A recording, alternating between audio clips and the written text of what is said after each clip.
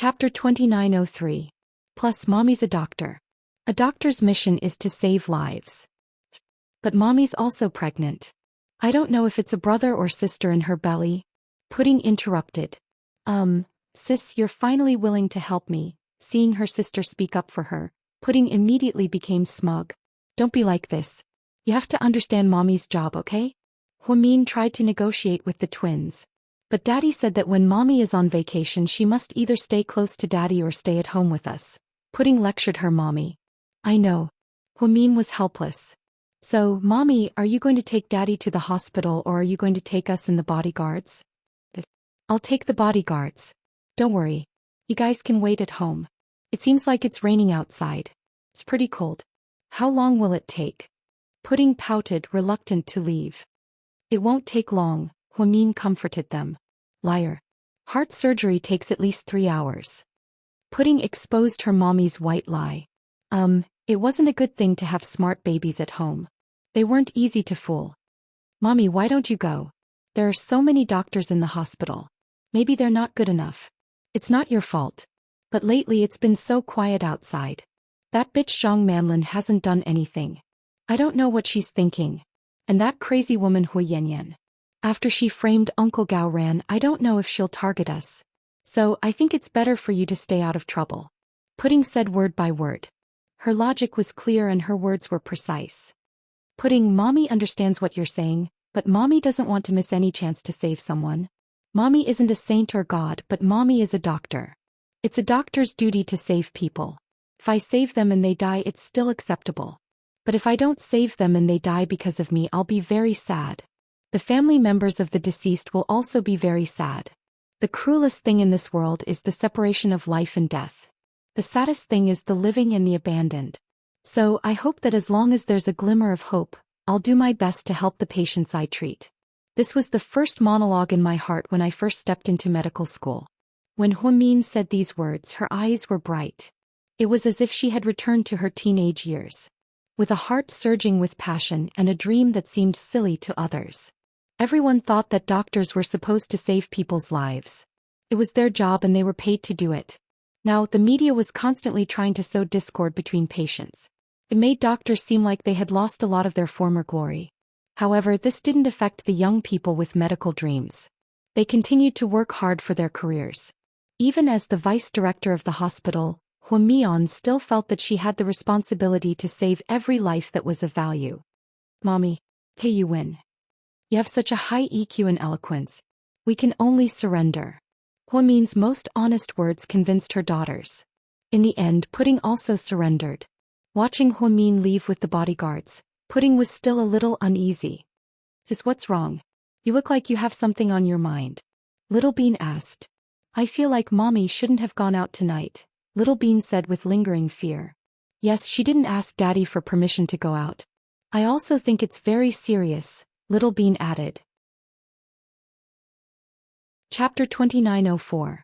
Huamin, who was pregnant, rarely left the house. This time she brought along 2 bodyguards personally selected by Qin Chu just in case. The driver drove the RV while Huamin and the bodyguards sat in the back. Along the way she was thinking about a problem. Pudding was right. It was really risky for him to come out. Pudding was right. Not only was Zhang Manlin coming up with all sorts of evil ideas, but Hu Yanyan had also been crazy recently. He was always doing crazy things. Plus, Hu Xiqian's wedding was over but there was still no news. All signs pointed to the fact that she was in danger. Coming out after dark wasn't a wise choice. But she was a doctor. If she hid at home like a coward for the rest of her life because of fear, would she still be the same Huamin? Would she still be the girl who was called arrogant by all her classmates when she was in high school? People didn't live for others, they lived for themselves. She knew that if this was exposed by the media, there would be a lot of self-proclaimed righteous people who would call her a saint and a white lotus. But it didn't matter. After all, not everyone was like her and had her own way of thinking. There was a saying that was very true. If you could be understood and supported by everyone, then you would be an ordinary person. After all, in this world, geniuses were few and far between. Most people were just ordinary people. The fact that you wanted ordinary people to understand geniuses was a joke in itself.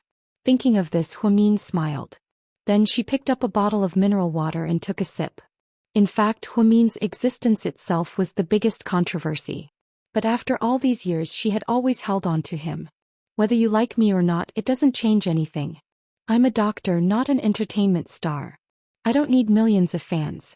I don't need people to praise me. I don't need people to praise me all the time. My lifelong wish is to be a qualified doctor, and then live a safe and happy life with my husband and daughter. However, she was worried that Qin Chu would miss her when he came back and found out that she had gone out. At that thought, Huamin took out his phone and called Mr. Qin. Hubby, honey, what's wrong? There's a patient in the hospital who needs heart surgery. The difficulty of the surgery is a little complicated. I have to go there. Where are you now? Qin Chu asked in a low voice. He's on his way. Qin Chu didn't say anything. Hubby, don't be angry. I brought bodyguards out and I didn't drive my own car. The driver drove. Wait for me at the entrance of the viaduct. I'll drive over to find you. Qin Chu said.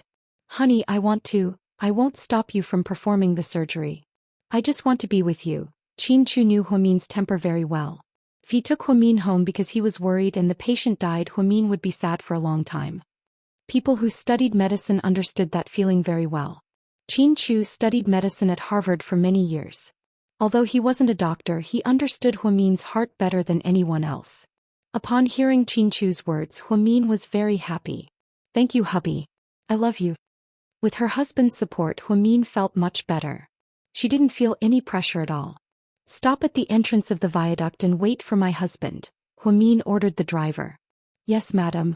The driver obediently parked the car on the side of the road and waited for Qin Chu to meet up with him. However, 10 minutes passed and Qin Chu's car was still nowhere to be seen. Huamin called again. Hubby, how long until you get here? The situation at the hospital is a little urgent, Huamin asked. There's a situation here, Qin Chu answered with mixed feelings. Chapter 2905. What's going on? Honey, are you okay? Huamin was scared to death, thinking that something had happened to Qin Chu. No, honey, listen to me carefully. Qin Chu's tone suddenly became very heavy. Go on, I'm listening. I'm stuck in traffic really bad. I don't know if it's a coincidence or if someone did it on purpose.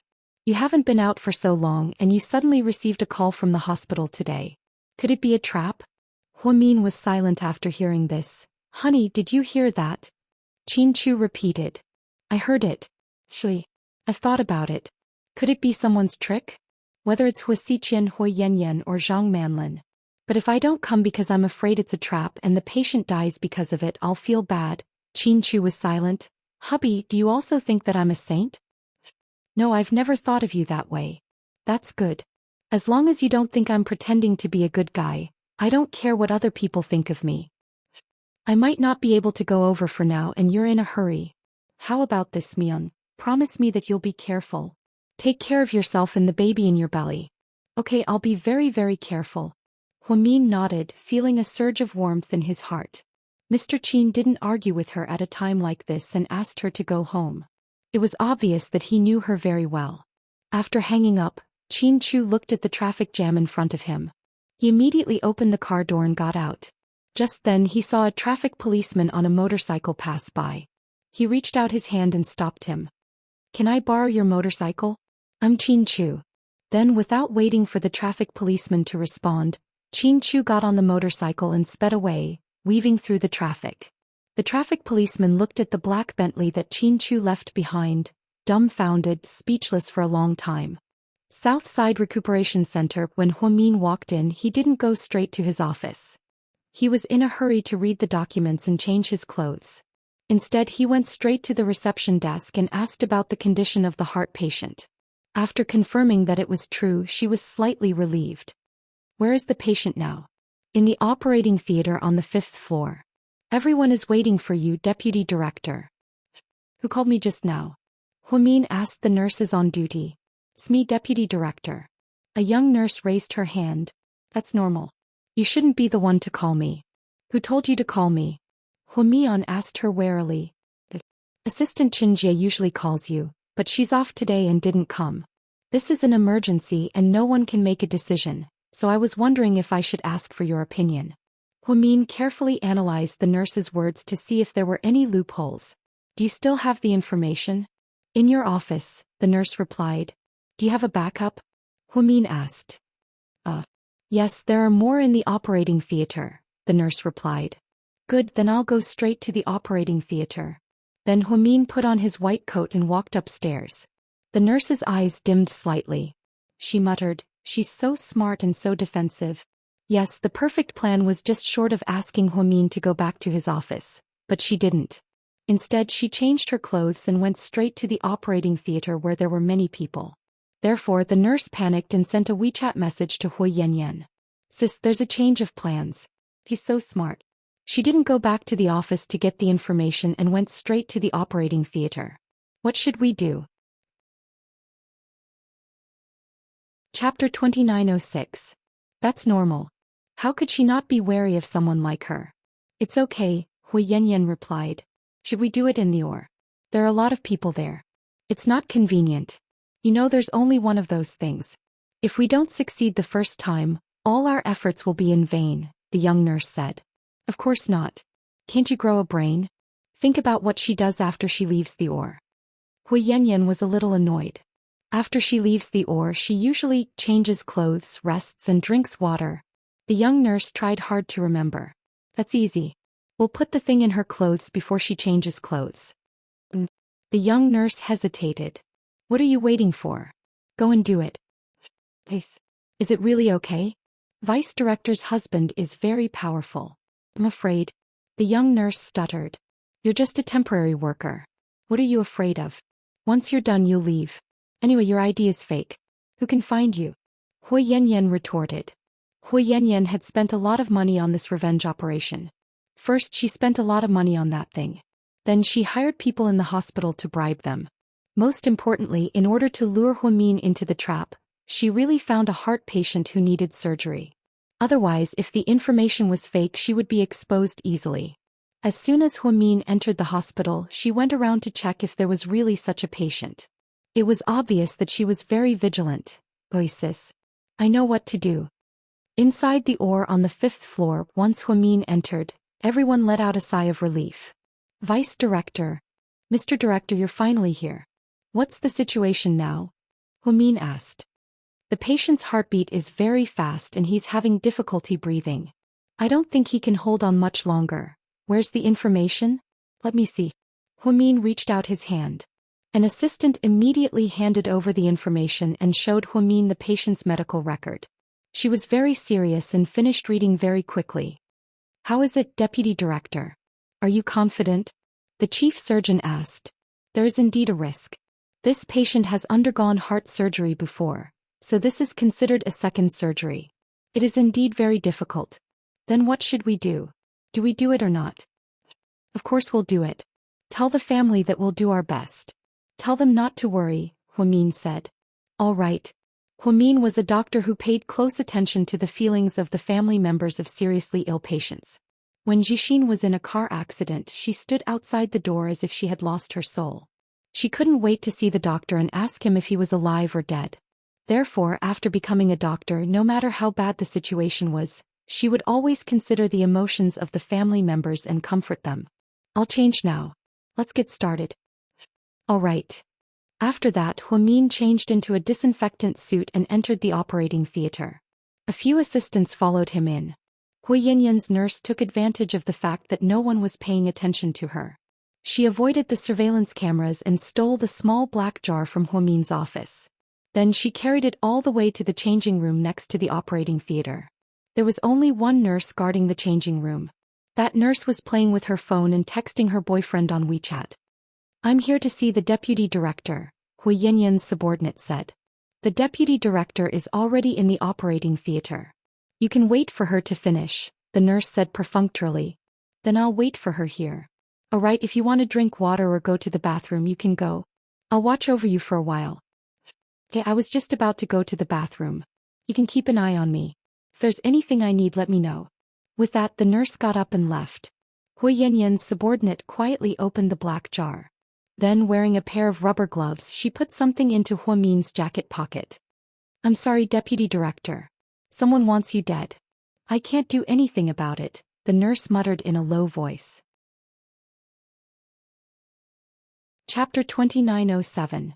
Perhaps the nurse was scared, so she left without waiting for the other nurse to come back. She left in a hurry. Huamin was wearing a black cashmere coat. It was windy at night and she was pregnant, so she often felt cold. That was why she wore this coat. There were 2 deep pockets on both sides of the coat. Huamin would put small items like keys in the pockets when she forgot to take her bag. She just didn't expect that it could be used by others. After the nurse was done, she sent Hui Yanyan a WeChat message. Sis, it's done. It's in her pocket. When she comes out of the surgery, she'll change her clothes. When she feels her body temperature, she'll do something. Okay, I got it. Sis, the rest of the money. Hui Yanyan didn't reply. Instead, she transferred 30,000 yuan to the nurse. Thank you, sis. After the nurse received the money, she immediately changed her clothes and left the hospital. She knew that she would be suspected after news of Huamin's accident spread. On the other hand, Hui Yanyan went upstairs to get her luggage after receiving the news. Tim, let's go. She grabbed her daughter's hand. Mommy, it's dark. Where are we going? Mommy will take you on a trip. Shouldn't we tell Uncle Shin? He'll be worried about us, right? The little girl asked innocently. Hearing the words Uncle Shin, Hui Yanyan paused and said, no need to tell him. He won't worry about us. At the same time, inside the Hua mansion, Aching, did you see it clearly? Yes. Do you know what to do? Yes. I'll go and get her. Go. What about the hospital? If Miss Hua comes out and gets bitten by that thing. Aching stuttered. Don't worry. I'll send someone to take care of it. You just do your job. Hey, boss. After Aching received Hua Xiqian's order, he took people to the airport. Because there were people around him, he didn't have time to inform Qin Chu. Aching sent an anonymous message to Qin Chu with an app. Quick, save Huamin. There's poison in his clothes. When Qin Chu received the news, he happened to be riding a traffic police motorcycle all the way to Southside. After reading the message, his face darkened slightly. Then he rushed to the operating theater on the 5th floor without hesitation. Just as he passed through the operating theater in the corridor, he was opposite a hospital worker, tall and burly and male. She was wearing the uniform of Southside Recuperation Center and was carrying a bag in her hand. After walking over, Qin Chu didn't forget to look back at that person. Somehow he felt that something was off. When they arrived at the waiting room outside the operating theater, Qin Chu knocked on the door. The young nurse immediately stood up. I'm looking for Huamin. I'm her husband. Qin Chu only said one sentence, and the nurse's eyes immediately lit up. President Qin, you're here to welcome our vice president personally. Where is she? In the operating theater. Where's her coat? Coat? It's hanging here. The young nurse pointed at the closet enthusiastically. Qin Chu walked over, picked up the medical tweezers beside it and carefully checked it. Only then did he realize that there was nothing inside. Then he put on rubber gloves and picked up the coat. President Qin, what are you? The young nurse didn't seem to understand. My wife's coat is torn. I'm changing it for her. After speaking, Qin Chu used his gloved hands to take Huamin's designer coat to the washroom. He lit it with a lighter and burned it. No matter what, this coat couldn't be worn anymore. He knew that Aching's information couldn't be wrong. What he didn't understand was why Hua Xiqian suddenly did this to Huamian. Chapter 2908. Qin Chu didn't know that this was Hui Yanyan's doing, because the person he had been guarding against was actually Hua Xiqian. After the clothes were burned, there were some abnormal colors in the ashes. Those were the symptoms of toxins that could be identified with one glance after studying medicine for many years. Qin Chu's face was gloomy as he returned to the changing room. President Qin, please sit down. I'll get you a glass of water and wait for the deputy director to come out, okay? The nurse was very attentive. No, I'll go in and find her. Then, without waiting for the nurse to say anything, Qin Chu took out his disinfected clothes and put them on. Then he walked in. President Qin, you can't go in. You're not a member of the hospital.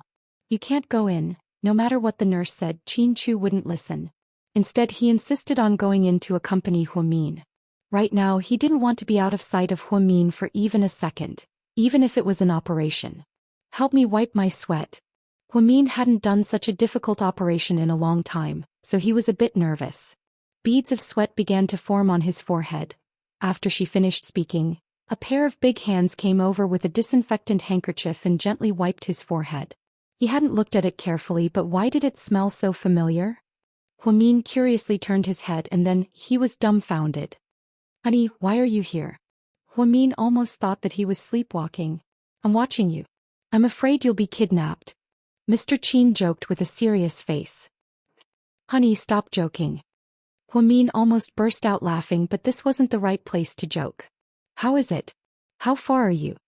Qin Chu asked. I just cut open the heart and saw the heart inside. I think we have to remove all the necrotic parts and then use machinery to support it, Huamin said. Go sit over there, Qin Chu said. Huh. Huamin was a bit confused. Let me do it. Before Huamin could react, Qin Chu snatched the scalpel from her hand. Hey, honey, this is a heart surgery, not a brain surgery. Can you do it? Huamin was a little worried. Don't worry, I won't lose to you, Mr. Qin said proudly. Huamin, Qin Chu's intrusion was indeed against the hospital's rules, and he even stole Huamin's surgery. However, Huamin's heart was bursting with happiness. She knew that everything Mr. Qin did was for her. Deputy Director, please have some water. The assistant nurse handed him a glass of water. Well, leave it here first. I'm not very thirsty. Huamin took the water but did not drink it. It wasn't that she was too paranoid. It was just that she was on high alert during this critical period. She wouldn't casually drink or eat outside food. After all, she really didn't know who had been bribed. The surgery was supposed to take more than 3 hours, but it ended in less than an hour and a half. Qin Chu had to be extremely focused, so he was a bit tired. After getting off the operating table, everyone let out a sigh of relief. Deputy Director, the patient's vitals are normal. The surgery was a success. The assistant nurse's voice was a little excited. They sent him to the ICU. Thank you for your hard work. Huamin smiled. Not at all. Deputy Director, thank you for your hard work. Your husband worked even harder. The nurses smiled enviously. Deputy Director, your husband's medical skills are amazing. The chief surgeon praised Qin Chu. It was his first time seeing him perform surgery. My husband. Studying medicine is just a hobby. Don't praise him too much, Huamin said modestly. Qin Chu put his arm around Huamin's shoulder and walked out of the operating room to the changing room. Where are my clothes? Huamin opened the wardrobe and was slightly surprised. I burned them, he said. What? Huamin thought she heard wrong and asked Mr. Qin again. Chapter 2909. I burned it. Mr. Qin repeated patiently. Why did you burn it? If you don't like it, just tell me. I'll get another one. I can give this one to my mom. I'll talk to you when we get out. Qin Chu didn't want people to talk, so he didn't say much. He took out his jacket and wrapped it around Huamin. Then he put his arm around her shoulders and left the hospital. The vice director's husband loves her so much. Yeah, he cares about her so much, but now he even wants to help with the surgery. Oh my God, I'm so jealous. The nurses gossiped after Huamin and Qin Chu left. Honey, where's your car? Huamin looked around but didn't see Qin Chu's car. I left it downtown. Let's take the family car. Then Qin Chu held Huamin's hand and got into the RV. Can you tell me what happened now? Why are you burning the clothes all of a sudden? Mian, someone did something to your clothes. By who? Huamin froze. I'm not sure yet. I don't know if it was Hua Xiqian's men. I'm still investigating. What did they do? You finally burned my clothes. Someone must have poisoned it. I was wearing this when I left home. How could someone have poisoned it? Wait, could it be the nurse on duty in the changing room? Huamin realized. I don't think so. If it was her, she wouldn't have waited there to be investigated, Qin Chu recalled. You're right. But where did you get this information? I thought it wasn't safe for you to come to the hospital alone. I was afraid it was a trap, so I came to take a look. When I arrived, I received a message from Cheng. He was very concise, so I didn't have time to ask. So that's how it is. Looks like I almost fell for it again. Huamin leaned his head on Qin Chu's shoulder with lingering fear. It's fine. Don't worry, I'm here. Honey, am I a coward? You always have to protect me. Huamin felt a little guilty. No, my wife is very powerful. Didn't she take the blame for murder for me before? Qin Chu laughed. Not again. Huamin rolled his eyes. Don't always think that you're useless and give me trouble. You're a human, not a god. If you're not afraid of anything and can solve any problem by yourself, then what's the use of me as your husband? Am I just for show? Mr. Qin rarely said so many words at once. Huamin was pleasantly surprised. No, you're going to give birth to babies. Huamin teased. Qin Chu was speechless. Huh. Don't look at me with such a straight face. It's so awkward. On the way back, the couple flirted with each other. Although it was a close call, the good thing was that Huamin was fine.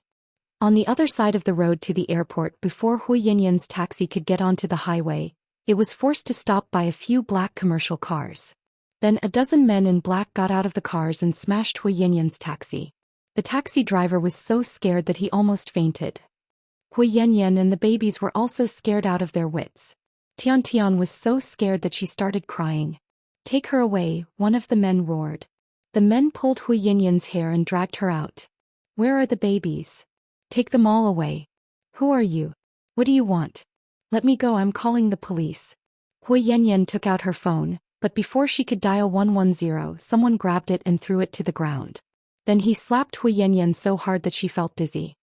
Tape their mouths. They're so noisy, the man said. Chapter 29:10. Just like that, Hu Yanyan and her daughter were kidnapped on their way to the airport. In a small run-down house in the southern mountains, there was a dim light. After Hu Yanyan and her daughter were brought in, they were immediately stuffed into a small enclosed room. The walls were covered in moss, just like in a horror movie. Because her mouth was taped shut, she couldn't say anything even if she wanted to. Hu Yanyan looked at her daughter worriedly. She could only whimper but couldn't say a single word. Not long after, a man came in and dragged Hu Yanyan out by her hair. After he dragged her out, he pushed her onto the cold ground. Hu Yanyan lost her balance and fell to the ground. She looked extremely pathetic. What a coincidence, we meet again. Hearing the familiar voice, Hu Yanyan raised her head and looked at the demon-like face in horror. With a bloodthirsty smile, who else could it be but Hu Xiqian? What? You haven't seen your family in a long time. Shouldn't you be surprised to see me? Hu Xiqian continued to smile. On the other hand, Hu Yanyan was so scared that she didn't even dare to breathe. She always knew that Hu Xiqian was a person who would do anything. He had no bottom line at all. Take away her tape. It's not fun to play with her like this, Hu Xiqian said. Yes, boss. After that, one of Hu Xiqian's subordinates came in with a wooden chair behind Hu Xiqian.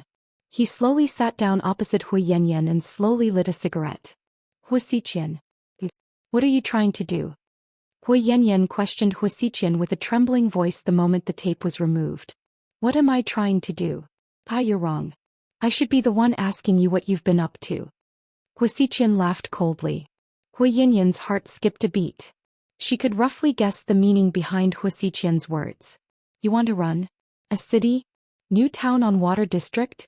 Block 8, Unit 6, 806? Hu Xiqian repeated the address. Hu Yanyan opened her mouth wide in shock, speechless. Are you wondering how I know? Simple. Your best friend betrayed you easily. Hu Xiqian said calmly. Hu Yanyan felt a chill in her heart. Then she began to feel scared. She had thought that she would be able to live in peace for a while after leaving this place. But now it seemed like she was completely wrong. Hu Xiqian knew her new address in S City. How terrifying was that? I don't understand. What did Mion do to make you hate her so much? How could you do such a thing to her? Haha, so it's all because of Huamin. I knew it. How could a nobody like me attract your attention? Hu Xiqian, don't you think you're disgusting? Huamin is from the Hu family just like us. Even if you're adopted, you're still his sister in name. Aren't you afraid that people will call you a pervert for liking your sister in name? Hu Yanyan smiled viciously. Pervert? I've always been a pervert. Hu Xiqian laughed. It seems like you're trying to get justice for Huamin today. You're the best spare tire in China. Even her husband isn't as active as you. Hu Xiqian, don't you think you're cheap? Hu Yanyan's words were filled with sarcasm and insult. As soon as she finished speaking, Ching slapped Hu Yanyan again. The corner of Hu Yanyan's mouth split open and blood slowly trickled out. Chapter 29:11. Bitch, watch your mouth or I'll break it, Ching said angrily. King, don't be impulsive. We have to be gentle with women. Hua Xiqian was still very calm. However, the calmer he was, the more unsure Hua Yanyan became. Hua Xiqian, stop pretending. We've been enemies since we were kids and my mom and brother didn't treat you well either. Now that you've become so powerful, I have nothing to say if you want to take revenge on us. Do whatever you want and don't waste your time talking nonsense. Wow, a taste woman. Hua Yanyan, did you watch too many anti-Japanese dramas? Do you think you're Mao Zedong or something? Hua Yanyan waited for Hua Xiqian but didn't say anything. Let's not talk nonsense. Let me show you something fun. Bring her in. Hua Xiqian ordered, and his subordinates immediately brought in a woman with a black cloth over her head. After Hua Xiqian's subordinates removed the black cloth from the woman's head, Hua Yanyan panicked again. Big sister Yan, save me. It turned out that this was the little nurse who put something in Hua Min's clothes. She was the little spy that Hua Yanyan planted at Southside. Save you?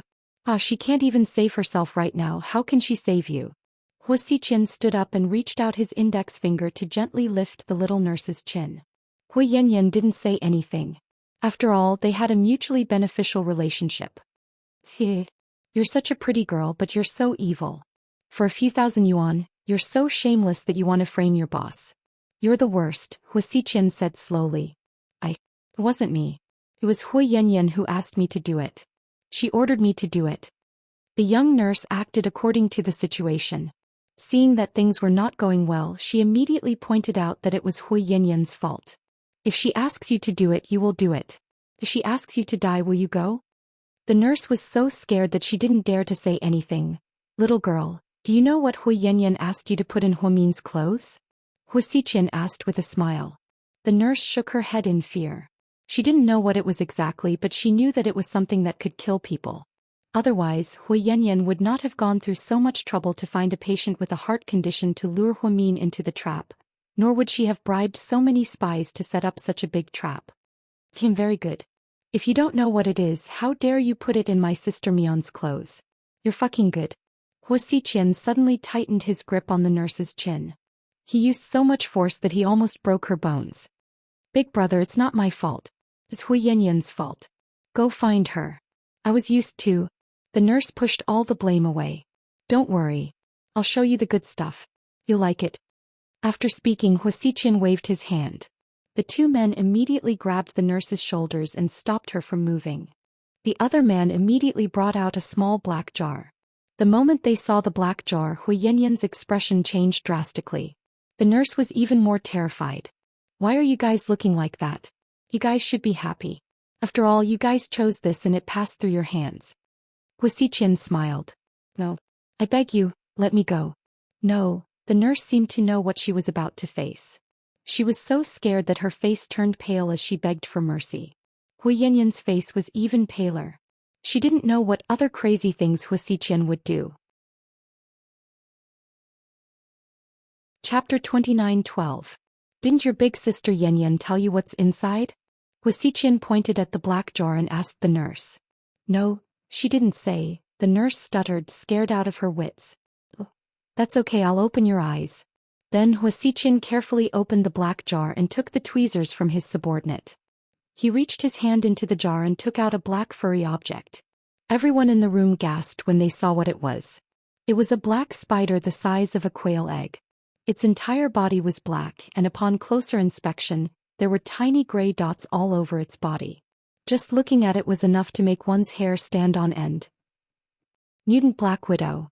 Not bad, where did you find this? Hua Xiqian held the black spider and approached Hua Yanyan.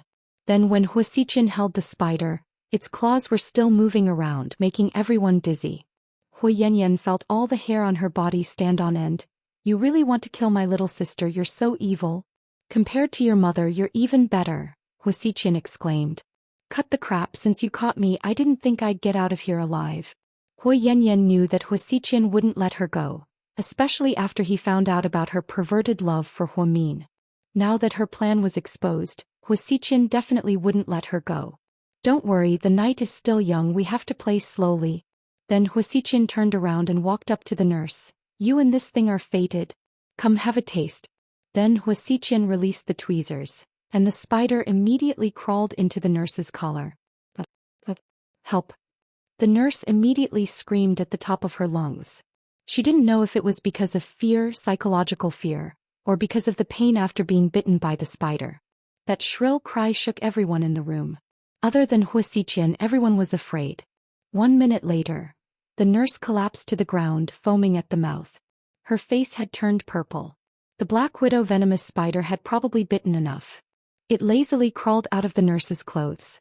Hua Xiqian's subordinates were so frightened that they quickly retreated, afraid that they would be bitten. The young nurse convulsed for about 3 minutes. In the end, her legs gave way and she stopped breathing. Hua Xiqian raised his wrist and looked at his watch. He smiled and said, "Not bad. You hung up in 3 minutes. It seems that your watch is a treasure." At this moment, the black spider crawled towards Hua Xiqian's feet. "Boss, be careful," Aching reminded. Hua Xiqian didn't even look. He pulled out a black handgun from behind his waist and shot at the black spider. With a loud bang, everyone was so scared that they couldn't help but tremble. They looked at the black spider and saw that it was already motionless. It was almost shot into pieces. "I should let you have a taste of your own medicine. But dying in 3 minutes is so boring, don't you think so?" Hua Xiqian looked at Hu Yanyan and asked word for word. "What do you want?" Hu Yanyan had a bad feeling. "You know that I've always loved Mian. What do you think I'll do to you if you treat her like this?" Hua Xiqian asked with a smile. Hu Yanyan looked at Hua Xiqian's hellish smile and suddenly felt that this might be the most desperate moment of her life.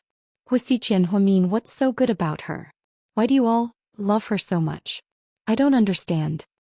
Hu Yanyan felt that she was about to die, so she asked the question that had been in her heart for years, even though it sounded ridiculous at the moment. Chapter 29:13. Before Hua Xiqian could respond, Hu Yanyan yelled again, "Also, don't think that you're so noble. Hua Xiqian, we're all the same. We're all bad guys, aren't we?" "Yeah, you're right. I'm a bad guy," Hua Xiqian nodded and admitted. "But so what? Who said that bad guys can't like good girls?" Hua Xiqian asked back. "Myung, she's not a kind person. She's even a little cold and arrogant. But I like her, because she's always been like that since she was a little girl. She won't change because of anyone, anything, or any environment. It's hard to live with a clear understanding of the world. Many people lose themselves in the process. But Mian, she's always known what she wants, what she likes, and what kind of person she is. No matter what other people say, whether they praise her or criticize her, to her it's all the same. Her indifferent eyes have made me fall in love with her for the rest of my life." Hua Xiqian rarely opened up to Hu Yanyan about these things because in his eyes, Hu Yanyan was an idiot who didn't know right from wrong. But today the atmosphere was different. Hu Yanyan asked and Hua Xiqian answered. "Ah, is she really as good as you say?" Hu Yanyan sneered. "Don't you know? You shouldn't be asking this, right? Don't you know how much Mian has done for you?" Hua Xiqian asked. Hu Yanyan was slightly surprised. "Do you think that if Mian hadn't been secretly helping you and protecting you and your mother over the past few years, I would have let you live until now? Are you kidding me? I don't like to cut weeds without removing the roots. You're not so naive as to think that Shin Mingxi was the one who protected you, are you?" "Hu Yanyan, how many times did Mian sneak into the kindergarten to see your daughter? She bought her food, clothes, and even asked the teachers to take good care of her. Seeing how much she liked your daughter, I decided to let you go since you're no longer a threat. It's not worth it to offend Mian because of you, but I didn't think that not only do you not know how to be grateful, you even hate her." "Is it because they killed my mom?" Hu Yanyan asked self-righteously. "If Hua Min's mother kidnapped your daughter and even tried to kill her, would you still be magnanimous enough to forgive her?" Hua Xiqian asked. "Hu Yanyan, don't be so cruel. Don't always think that you're right and the whole world is wrong. Even a stubborn person like me isn't as cruel as you are. Hu Yanyan is actually very innocent. She even believed that you could change for the better and live a normal life. Unfortunately, you really disappointed her. How could you be so vicious as to buy mutated poisonous spiders to set her up? Hu Yanyan, have you learned your lesson? They say that dough of rice feeds a debt of gratitude, but it's true that you've become her enemy. Look at yourself now, all you've hurt are the people who helped you. Whether it's Mian or Shin Mingxi, you're not worthy of their kindness. But you're willing to trust people who can easily betray you. It's touching that you're still alive with your IQ. I'm just too lazy. If I had ended you earlier, there wouldn't have been so much trouble. You almost caused Mian to be bitten by poisonous spiders. Cut the crap, just shoot. Hui Yanyan felt that no matter what she said, there was no hope for her to live. You've got some backbone. What? You don't want to take care of your daughter anymore? Hu Xiqian snorted coldly. Hu Xiqian, don't hurt my daughter. Take it out on me, Hu Xiqian. Don't touch my daughter. Hui Yanyan became agitated, remembering her daughter who was captured with her. Chapter 29:14. So that's why you're so obedient? Hu Xiqian asked. What do you want? To be honest, Hui Yanyan wasn't sure what Hu Xiqian was going to do. She didn't know what he was going to do, so she was scared. Don't worry, I won't let you die. It's not time for you to die yet. Hu Xiqian chuckled. Hui Yanyan bit her lips and refused to speak. If you do as I say, maybe I'll find my conscience and let your daughter live. Otherwise, I'll let you watch as she sinks into the ocean with a rock tied to her. Hu Xiqian, you're a fucking animal. Upon hearing Hu Xiqian's words, Hui Yanyan almost jumped up in anger and cursed at Hu Xiqian. Fucking animal? I've always been one. Hu Xiqian's self-deprecating style was unstoppable. According to seniority, Tian should call you uncle. How could you have the heart to hurt a 5 or 6-year-old child? Are you even human? Hui Yanyan cried and cursed at Hu Xiqian. However, the more she cursed, the more despair she felt. She knew that Hu Xiqian wasn't Huamin. He didn't have any morals. Uncle, if you sure know how to flatter yourself. Who do you think you are to claim kinship with me? After laughing coldly, Hu Xiqian waved his hand, and his subordinates immediately brought the little girl out. The moment the tape was removed from her mouth, the child was so scared that she started crying. Mommy, I'm scared. It was instinctive for a child to be scared. Upon seeing her daughter's pitiful state, Hui Yanyan's heart ached even more. Hu Xiqian, if you dare to touch my daughter, I won't let you off even if I become a ghost. Hui Yanyan screamed. I wasn't even afraid of you when you were alive. Why would I be afraid when you're dead? How about this? If you don't resist and give me a recording, I'll let your daughter go. What do you want to do to me? Hui Yanyan felt that Hu Xiqian was on the verge of breaking down because he refused to say anything. You guys take the things out. After Hu Xiqian finished speaking, the men behind him turned around and returned to the black car parked outside Hu Xiqian. Hu Xiqian took out a long brocade box and slowly opened it. Inside was a thin syringe. It was like a child getting vaccinated. Inside was a white transparent liquid. Hui Yanyan seemed to know what would happen to her. She was so scared that she couldn't speak. Don't worry, I won't let you die. This is good stuff. One syringe costs more than 100,000 yuan. It would be a waste to give it to you. After speaking, Hu Xiqian slowly walked towards Hui Yanyan with the syringe in his hand. No, don't come over. Hui Yanyan struggled with all her might. She was very resistant to this unknown substance. Based on her understanding of Hu Xiqian, this was definitely a perverted thing. It couldn't be a simple drug. Don't come over. Don't touch me. After I'm done with the syringe, I'll start recording. Say to me, Qin Chu, please let me go. I won't dare to do it again. Qin Chu? Hui Yanyan's eyes widened. She finally understood Hu Xiqian's little trick. What he wanted to do was to set her up and then frame Qin Chu. Don't worry, you won't die. In fact, you'll be very happy. Trust me. After speaking, Hu Xiqian suddenly injected the syringe into Hui Yanyan's shoulder. The unknown liquid slowly flowed into her body. Hui Yanyan felt her mind go blank. I'll start recording in 5 seconds. If you don't do as I say, then your daughter will feed the baby to the fish, Hu Xiqian said slowly. Chapter 29:15. Hui Yanyan's face was filled with pain and she struggled for a while. With a beep, the recording started. She opened her eyes and looked at Hu Xiqian. She said with determination, Qin Chu, you did this to me. I won't forgive you even if I become a ghost. Hu Xiqian took out his phone and recorded the scene with a sinister smile on his face. Then Hui Yanyan felt dizzy and fell to the ground. Mommy? Mommy, what's wrong? Mommy, wake up. Little Tian rushed over but was stopped by a man. Boss, I think the drug is taking effect. Aching said. Yeah, take her to the busiest street and leave her there. What about the kid? Aching asked.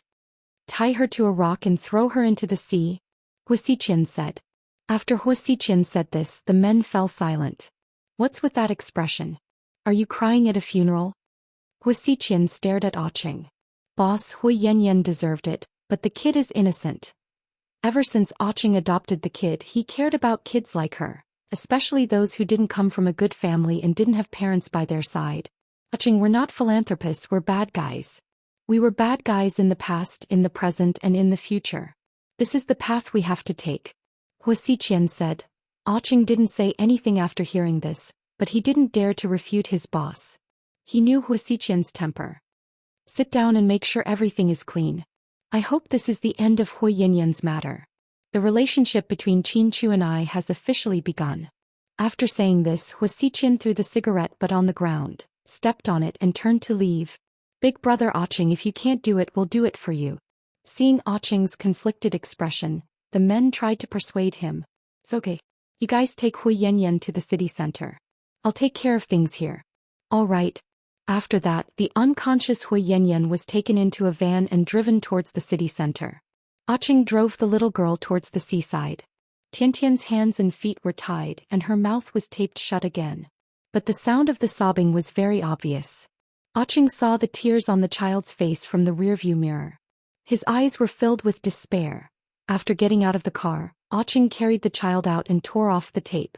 Little Tian knelt down in front of Ching. Uncle, please save my mother. After hearing this, Ching was shocked. He thought that the child would say, Uncle, please don't kill me. However, he did not expect that the child was worried about his mother. This touched him even more. Oh, I beg you. My mother hasn't had it easy these past few years. My father is a bastard. He didn't care about us since we were young. My mother is also very pitiful. I don't want her to die. She won't die. After a long while, Ching squeezed out these words. What about me? Ching was silent. I heard what that big bad guy said. He told you to throw me into the sea. Ching was still silent. Uncle, I'm really afraid of water. I choke when I swim. Don't throw me into the sea. If you want to kill me, just stab me. I heard that if you lose a lot of blood, you'll die very quickly. The child's words were like knives stabbing into Ching's heart. Before, he didn't feel anything for Hua Xiqian. But after betraying him and standing on Qin Chu's side, he suddenly felt that he was such a bastard. Uncle, just do it. Don't kill my mother. If you have the chance, tell her that Tian loves her. I don't blame her. The little girl's voice was very tender. Her eyes were also very pure. Tian was not as smart as the twins. He was just an ordinary child. Oh, and my Uncle Shen. I love him too, Tian added. At this time, Ching slowly pulled out a gun from his waist. His face was filled with inexplicable sadness. Chapter 29:16. Ching aimed his gun at Tian. Then there was a loud bang. The little girl fell to the ground. Not far away, Hua Xiqian's other henchman watched from afar and then turned to leave. Seeing the figure walk away, Ching helped the child up from the ground. Run along this road by the sea and don't look back. When you reach a place with light, remember to ask the police to take you to Huamin. You can't go to him. Our boss has been watching Miss Hua too closely. You should go to Shinmingshi. He's still in the first hospital. Give this to him and don't forget it. Tian nodded obediently. Hurry up, I have to go too. Ching patted the child's shoulder. To his surprise, Tian knelt on the ground and kowtowed 3 times to Ching. Thank you, Uncle. You're a good person. I'm not a good person. I've done a lot of terrible things. Ching was a little sad. Oh, you are a good person. When I was listening to the teacher telling us about Snow White, he said that Snow White's stepmother didn't like her because she was prettier than her stepmother, so she sent a hunter to kill her. However, the hunter couldn't bear to do so, so he killed a deer and went back to report on his mission. He let Snow White go and later met the dwarf. I am not Snow White, but Uncle also let me go. Uncle is a very kind hunter. The words of a child were always the simplest and most innocent. Ching felt very sad when he heard this. Hey, stop talking. Hurry up and go. Remember to find the police and then Shinmingshi. Ching reminded her repeatedly, afraid that Tian would go the wrong way and meet the wrong person. After all, the child was too young to protect herself. Okay, I'll go find Uncle Shen. He's at the first hospital. Then Tian turned and ran. Ching couldn't bear to see her like this. Before he shot, he told Tian to fall to the ground. From afar, it looked like she was really shot to death. After all, Hua Xiqian had a lot of people working for him. If he wasn't careful, things could go wrong. Because Tian was young, she ran very slowly. Before she could find Shin Mingxi, Hu Yanyan's incident broke out. In the entire city, it was pretty bad. When Qin Chu's informant reported, Gao Ran also called. Chu, what's going on with Hu Yanyan? I'm not sure either. But now everyone is saying that you did it. She kept calling your name. Now the internet is saying that you and I worked together to take revenge on her. Gao Ran was also in a terrible state. It's probably this woman's scheme again. Qin Chu was exceptionally calm. I've brought Hu Yanyan to the Municipal Public Security Bureau. I'll only know the details when the results are out, Gao Ran said. Do you need me to go? Qin Chu asked. There's no need for that. You're in the eye of the storm now. You can't come to the Municipal Public Security Bureau. You'll be caught red-handed and even worse. All right. Qin Chu hung up the phone. His expression didn't look too good. Honey, what happened? Huamin could tell how serious the situation was from Qin Chu's expression. Something happened with Hu Yanyan. Is that really Hu Yanyan? I just saw that video on WeChat. The figure was blurry. I thought someone was using it to create hype. Huamin froze. Where's the video? Let me see it. Qin Chu didn't seem to think that things would be this serious. Huamin took out his phone, opened the video again and showed it to Qin Chu. After watching it, his expression became even more serious. Chapter 29:17. It was a video of a mental patient. The woman in the video was disheveled, wearing only her underwear and underwear. She was crying and laughing on the street. There were many onlookers and many of them were even taking pictures of her. They watched as the woman reached out to take off her underwear. At this point, the video was cut off and ended abruptly. Just by looking at the silhouette, they couldn't be sure that it was Hu Yanyan. However, just now Gao Ran made the call and his subordinates told them about it. Qin Chu was basically certain that the person in the video was Hu Yanyan. Honey, why aren't you saying anything? What's going on? Huamin was also very anxious. This is Hu Yanyan, Qin Chu said. Huh? Huamin was still a little surprised. What's going on? Is she pretending to be crazy? Huamin didn't know what Hu Yanyan was up to. I'm not sure. I have a feeling that there's something strange going on this time. Let's wait for the results from Gao Ran's examination first. Half an hour later, Gao Ran called again. Qin Chu and Huamin sat in the living room, waiting for the results. Chu, the results are out. To make it easier for Huamin to hear, Qin Chu put the call on speaker. What's the situation? There's a drug in Hu Yanyan's body. It's very special. It's even more powerful than poppies. It's probably a mixture of drugs that can cause mental disorder. What you're saying is that Hu Yanyan took a drug and went crazy on the street, taking off her own clothes? Huamin asked. Something like that. However, there's something very troublesome right now. What? Qin Chu raised his eyebrows. At that time, the witnesses all said in unison that the woman kept repeating one sentence, which was, Qin Chu, you'll die a horrible death for treating me like this. You won't have a good ending. What does it have to do with my husband? Huamin was a little angry. She knew that with Qin Chu's personality he would rather shoot Hu Yanyan to death than feed her drugs. Qin Chu would never do something as despicable as running around naked in front of a prostitute. He probably wants me to be the scapegoat, Qin Chu guessed in a low voice. Yeah, that's what I think too. But what I'm not sure about right now is whether Hu Yanyan made you take the blame, or if there's someone else behind the scenes, Gao Ran said. Could it be Hu Xiqian? Huamin immediately thought of Hu Xiqian. It's hard to say now. The medical staff of the Municipal Public Security Bureau is giving Hu Yanyan an injection. Hopefully she'll regain her consciousness, Gao Ran said. What drug? Can I go to the Municipal Public Security Bureau to have a look? As a doctor, Huamin was very sensitive to drugs. No, you can't go out now. Be a good girl and listen to me. Before Gao Ran could refuse, Qin Chu immediately refused. Huamin was pregnant and Qin Chu wouldn't let her do anything dangerous. Previously, when Hu Yanyan was attacked by the poisonous spider, although Huamin wasn't hurt in the end, she was still scared when she thought about it. What should we do, honey? I feel like we're in a passive position. Huamin couldn't sit still anymore. On one side was Hu Yanyan and on the other side was Hu Xiqian. Were the two mortal enemies working together now? I'm here. They'll be fine.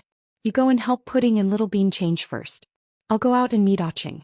Then Qin Chu got up and left the house while talking to Gao Ran on the phone. Inside the first hospital, Shen Mingxi's body had almost recovered and he could walk on his own. After Hu Yanyan's video was released, he was restless and couldn't get through to Hu Yanyan's phone. Just then the door opened. "Young master, there's a child outside who wants to see you. She says her name is Tian Tian," the bodyguard said. "Quick, bring her in." Shen Mingxi was even more excited when he heard it was Tian Tian. Chapter 29:18. When Tian Tian came in, her white floral dress was stained with dirt and her face was dirty. She looked like a mess. Seeing Shen Mingxi, Tian Tian threw herself at him and hugged his leg. "Uncle Shen." "Boo-hoo, Tian, don't cry. Tell me why you're here. Where's your mom?" Shen Mingxi knew the kid couldn't have come alone at this late hour. Something must have happened. "Uncle Shen, please save my mom. She's about to be killed by the bad guys." The kid was so anxious that she cried as she spoke. "Don't cry yet, baby. Take your time." Shen Mingxi scooped Tian Tian up and sat her down on the bed. He wet the towel on the side and wiped the child's face slowly. "Are you hungry?" Shen Mingxi knew the kid must have been scared out of her wits. "I'm not hungry." "Then drink some water first." Shen Mingxi poured a glass of warm water for the kid. Tian Tian was really thirsty and drank it all in one gulp. "Do you want more?" Shen Mingxi asked gently. "Give me a little more, Uncle Shen," Tian Tian said timidly. Shen Mingxi poured a little more water for the kid. Then, afraid she would choke, he gently patted her back. After drinking the water, Tian Tian's expression softened. "By the way, Uncle Shen, this is for you." The kid came back to her senses and didn't forget what Aching had given her. "What's this?" "I don't know." The kid shook her head. "Who gave it to you?" Shen Mingxi asked. "The big bad guy's accomplice. But he's not a bad guy. He's a good guy. The big bad guy told him to throw me into the sea and he let me go," Tian Tian said intermittently. Shen Mingxi was also puzzled by her words. "Okay, I'll take a look first." Shen Mingxi took a small object and looked at it. It was a mini recording device. He pressed the start button and a man's voice came out. It was very simple. "Hu Xiqin wants to deal with Qin Chu, so he used Hu Yanyan to frame Qin Chu. Hu wanted me to kill the child, but I didn't have the heart to do so. You should hide the child. If she's still alive, I'll be in trouble." It was just a few sentences, but they were very clear. Shen Mingxi immediately understood what he meant. "Uncle Shen, Mommy and I were caught by a bad guy. Our hands and feet were tied and our mouths were sealed. That bad guy gave Mommy medicine and wanted to kill Tian Tian. Tian Tian is very scared. Tian Tian hopes that Uncle Shen can save Mommy." Tian Tian's chubby little hand tugged at Shen Mingxi's sleeve. Shen Mingxi's heart ached when he heard her pleading in a low voice. Although he swore that he would no longer interfere in Hu Yanyan's matters, he still couldn't bear to see the mother and daughter suffer like this. "Okay, Uncle will definitely help you save your mother. Don't worry, Tian Tian." Yes, I know that Uncle Shen treats us the best." The little girl finally showed a smile. Shen Mingxi then ordered someone to buy some food for Tian Tian. Then he decided to let Tian Tian stay with him in the hospital for the time being. He couldn't let Hu Xiqin see her. Tian Tian was frightened and always sleepy. After coaxing her to sleep, Shen Mingxi changed into casual clothes and opened the door. "Young master, are you going out?" "Yes. But Madam said that you're still recovering and can't go out." The two bodyguards were also in a difficult position. "I'm going out to do something urgent. I'll be back in a while. You don't have to tell Mom." Then Shen Mingxi pushed the bodyguards aside and went straight to the Municipal Public Security Bureau. After greeting Gao Ran, Shen Mingxi saw Hu Yanyan in the Municipal Public Security Bureau's interrogation room. He seemed to be a little delirious. "He's like this for now. I don't know if she's real or just pretending." "Go and take a look," Gao Ran said. Chapter 29:19. When Shen Mingxi walked in, Hu Yanyan was curled up in a corner on the floor. She was wearing men's clothing that didn't fit her at all. The police probably brought it back and put it on her. Her face was facing the corner of the wall and she was muttering something under her breath. To be honest, even though she treated Shen Mingxi like this, he still felt sad to see her like this. Yanyan. He hadn't called her that in a long time. Unfortunately, Hu Yanyan didn't respond at all. She was still mumbling something to herself. Shen Mingxi slowly walked over, reached out his hand and gently placed it on her shoulder. "Yanyan, ah." Don't touch me, don't touch me. Go away. Go away, you're the devil. Hui Yanyan reacted violently and looked at the man behind her in horror. Shin Mingxi was startled when she turned her face around. She wasn't the well-dressed Hui Yanyan from before. Even when she was down and out, she didn't look like this when she worked in the mall. Hui Yanyan's face was covered in dirt and lipstick was smeared all over her mouth. She looked very funny. Her hair was sticky. He didn't know if it was water or something else, but it looked very disgusting. I'm Shin Mingxi. Mingxi? Hui Yanyan's expression changed when she heard Mingxi's name. Don't you remember me? Shin Mingxi. Hui Yanyan repeated in a low voice. Yes, I'm Shin Mingxi. Shin Mingxi. You're a heartless man. I hate you. Go away. Go away. You and Qin Chu are the same. They directly killed my mother. You're indirectly involved. You can't escape responsibility. Hui Yanyan seemed to become agitated again. Shin Mingxi didn't look angry anymore. He only felt pity and sadness. How did you become like this? What did Hu Xiqin feed you? Shin Mingxi looked at her sadly. Qin Chu. It was Qin Chu. Qin Chu fed me poison. It was Qin Chu who did this to me. Hui Yanyan didn't know if she was telling the truth or not, but she insisted that it was Qin Chu. Shin Mingxi didn't say anything. He just watched Hui Yanyan go crazy. She cried and laughed. Tiantian's with me. I'll protect her. You don't have to worry about me, Shin Mingxi whispered to Hui Yanyan. Tian? Who's Tian? Who's Tian? Yes, she didn't even remember her own daughter. Shin Mingxi heaved a long sigh and got up. Qin Chu, don't run. I'm going to kill you. You and Hu Min deserve to die. Those who hurt my mother and brother deserve to die. Hui Yanyan rushed up like a madwoman. However, 2 policewomen came in and grabbed her shoulders. Give her a sedative, Gao Ran said. Then a doctor from the Municipal Public Security Bureau came in and immediately injected Hui Yanyan with a sedative. Only then did she go back to sleep. How long has she been like this? Shin Mingxi walked out and asked. When we found her, it was much worse than this. You saw the video that went viral on the internet, right? She was running around naked in the busiest area in the city center. We found drugs in her body. She's not faking it. She's under the influence of drugs. Do you know what drugs they are? Shin Mingxi asked again. We're not sure. Our people are analyzing it.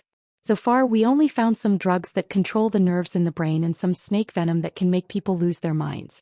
These synthetic drugs are the most troublesome because the antidote is very difficult to make. Hu Xiqian, that bastard. I'll never let him get away with it.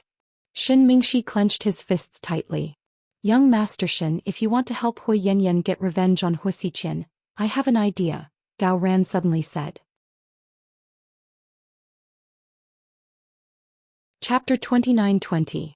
Director Gao, please instruct me. I don't dare to instruct you. It's just my personal opinion. You know that Qin Chu and I are close friends. Of course I'll think for him. I think you two can work together to deal with Hu Xiqian. Qin Chu and I? Shin Mingxi was surprised. Yes. But I don't think President Qin needs me. Shin Mingxi knew that Qin Chu was arrogant and powerful. He didn't need his help. Are you stupid? You can do it secretly without telling him. The enemy of my enemy is my friend, Gao Ran said. Yes. This time I won't let Hu Xiqian off the hook. But Director Gao Yanyan, we can't let Hui Yanyan out. We plan to detain her for observation and then send her to the neurology department. She'll be a bad influence if she goes out like this. Plus, you know that she doesn't have any family left. Without a guardian, she can't even take care of herself. How can she take care of the child? I'll take care of the child. Hey, that's it. After Shin Mingxi left the bureau, he couldn't suppress his anger. After some thought, he impulsively went to find Hu Xiqian. It was already midnight. After leaving the bureau, he didn't go straight to the hospital. Instead, he went straight to the Hu mansion. Hu Xiqian, you bastard, get out here. Shin Mingxi yelled at the Hu mansion. President Shin, I'm sorry. My boss is resting. If you have anything to say, we can talk tomorrow. Tell that bastard to stop hiding. If he's a man, then get out here.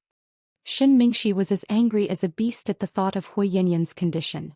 Even if he didn't love her anymore, he didn't want to see Hui Yanyan being treated like that. Plus, Hu Xiqian and Hui Yanyan grew up together. Even if they weren't close, they were still family. How could they be so cruel? After Shin Mingxi yelled for a while, Huasichen finally couldn't stand it anymore and came out. He was wearing a white bathrobe and holding a glass of red wine in his hand. He looked very relaxed. Hyoshin, what can I do for you in the middle of the night? Huasichen, stop pretending. You know very well what you did to Hu Yanyan. What do you mean? I don't understand at all. President Shin, are you sleepwalking? Huasichen laughed. Huasichen, you'll get retribution for this. You won't even let a child go. You're inhumane. At this point, Shin Mingxi rushed up to Huasichen excitedly and raised his fist to punch him. However, he was stopped by Huasichen's bodyguards, who then pushed him to the ground. Because Shin Mingxi hadn't fully recovered and was still injured from the car accident, he was easily pushed to the ground. See? Look at you. You're not even as strong as a woman. How dare you yell at me like this? Shin Mingxi, are you still breastfeeding? Huasichen said and poured the red wine on Shin Mingxi. Huasichen, fuck your mother. Young Master Shin, who was well educated, cursed for the first time.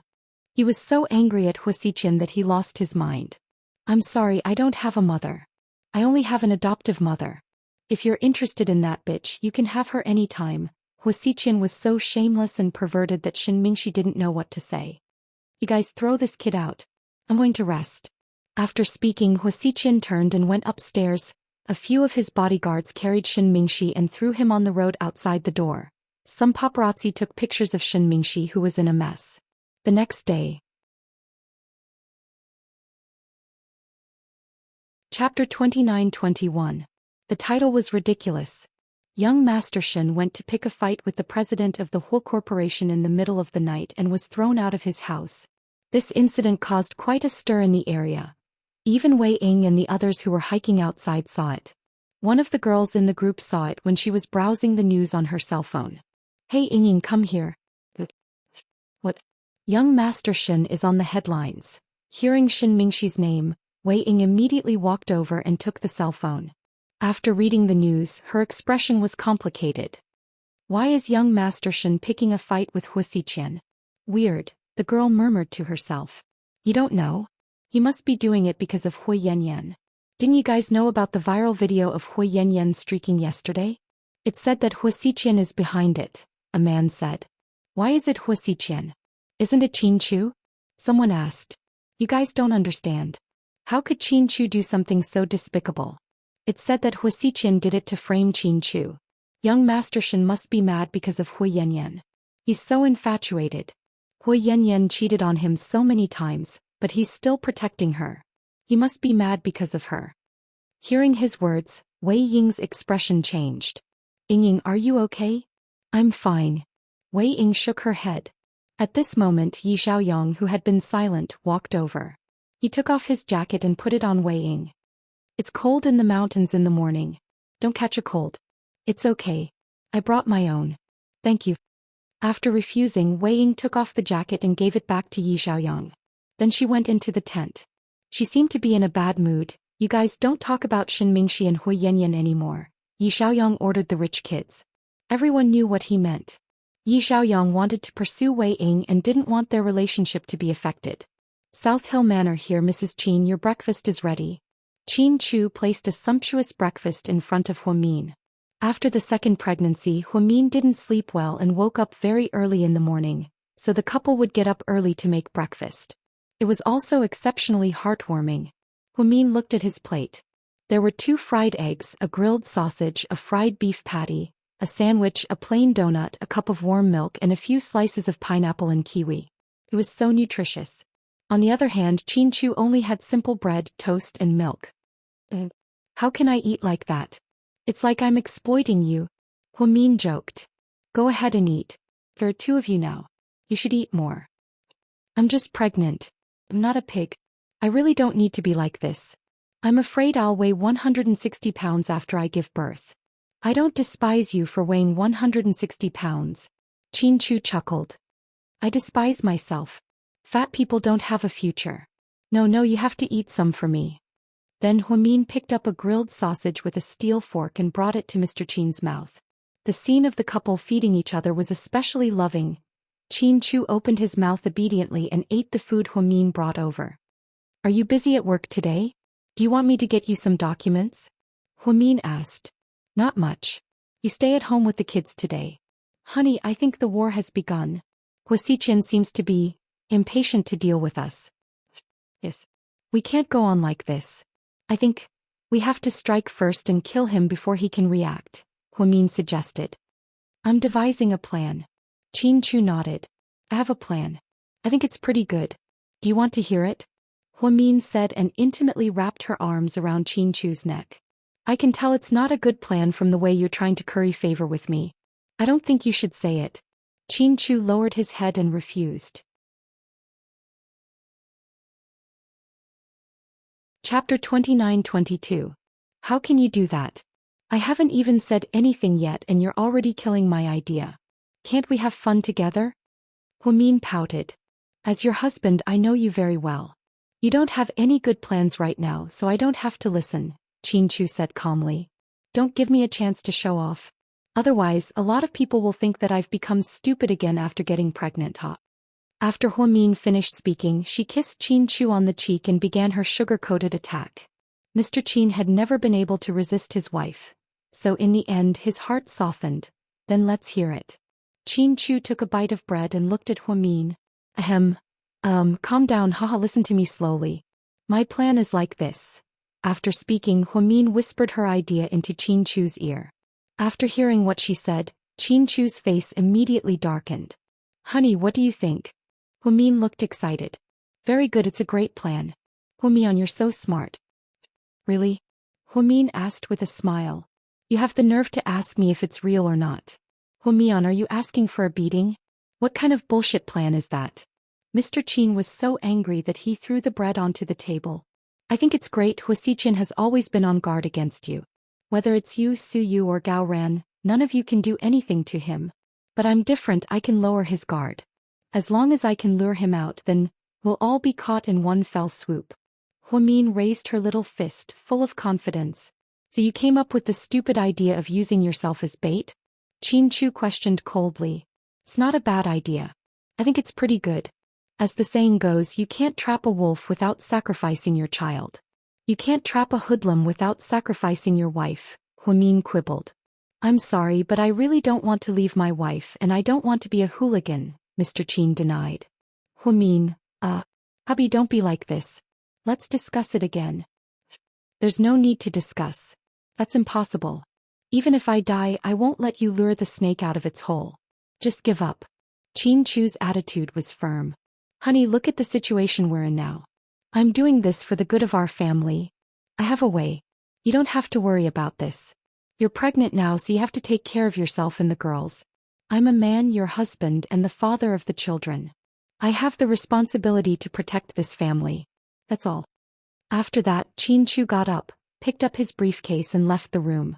It was obvious that Huamin's rotten idea had really annoyed him. He didn't even give her a goodbye kiss before he left. He did it every day. I seem to have angered my husband. Huamin pouted awkwardly. The truth was she had thought about this for a long time and thought it was feasible before she said it. Plus, this was the first time she had made up her mind to kill Huasiqian.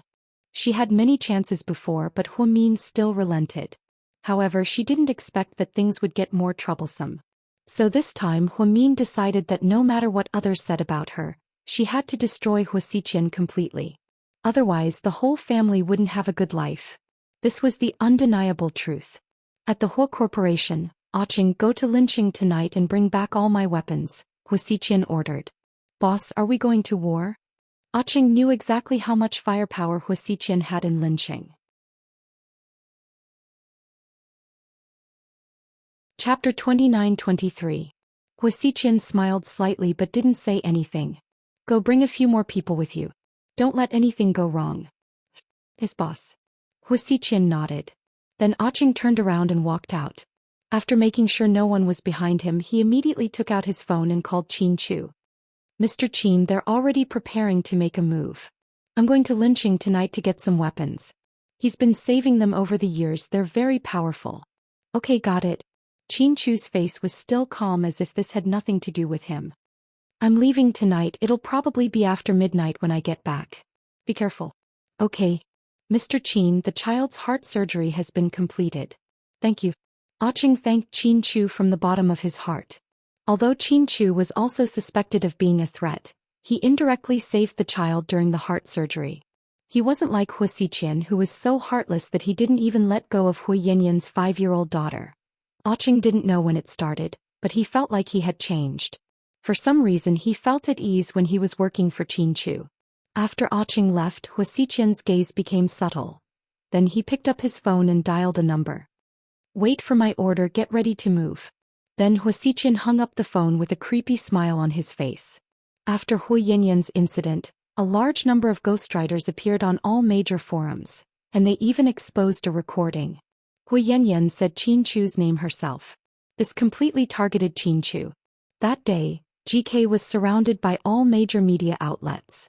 Some self-proclaimed righteous people even brought eggs and mineral water to Qin Chu's company to cause trouble and curse.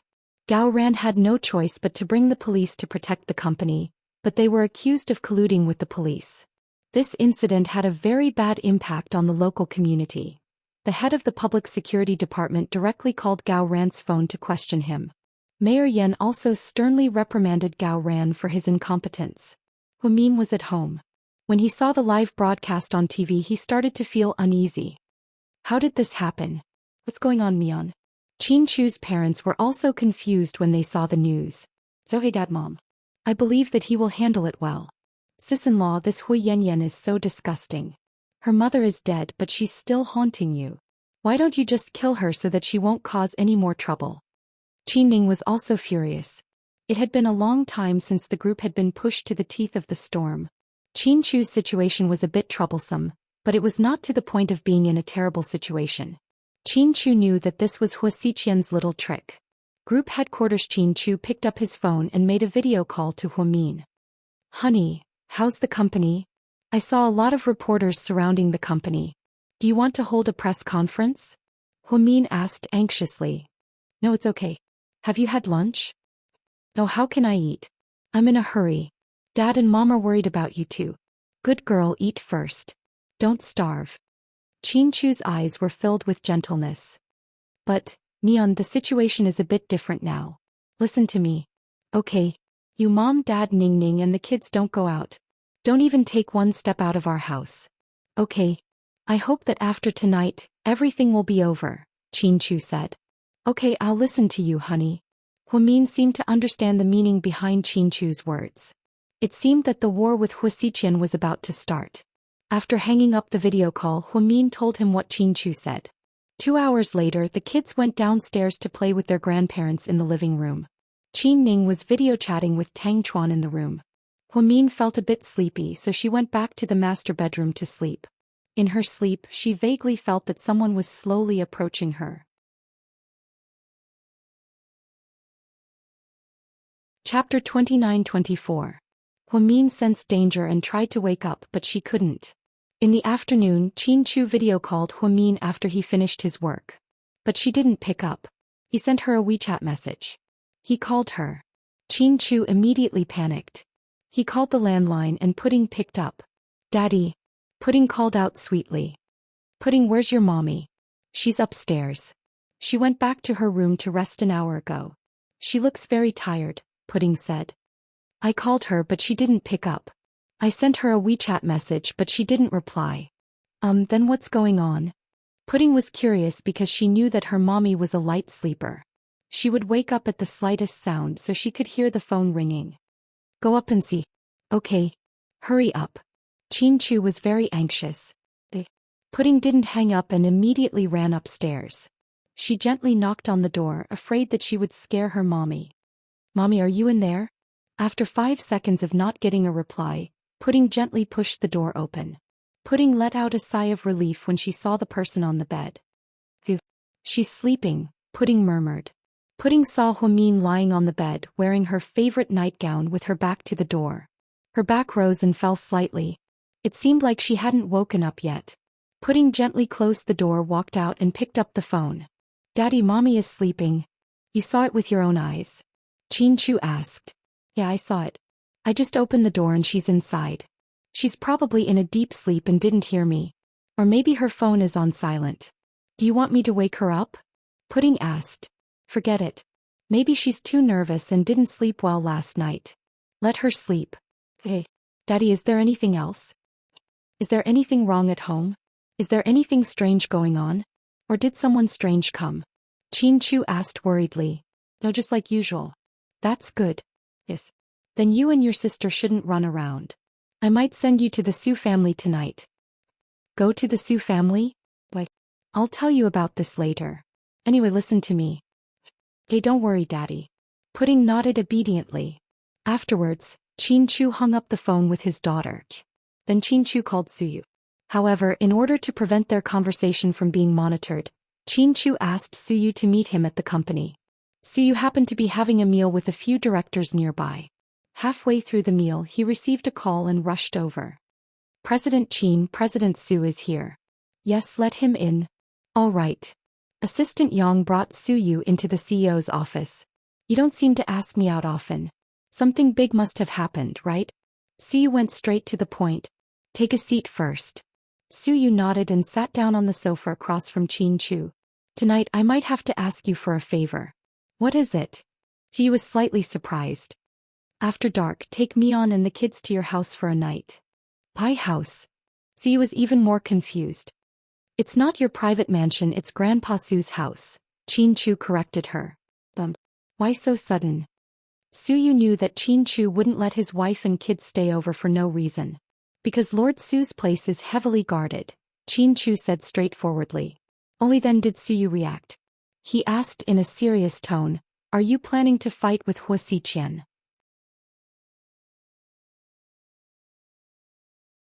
Chapter 29-25. Yeah. Damn, so sudden. You didn't tell me in advance. Why should I tell you? Suyu was speechless. I want to work with you to deal with that bastard. I have as many men as you do. Suyu said. No need. Suyu was speechless. Why not? Suyu was confused.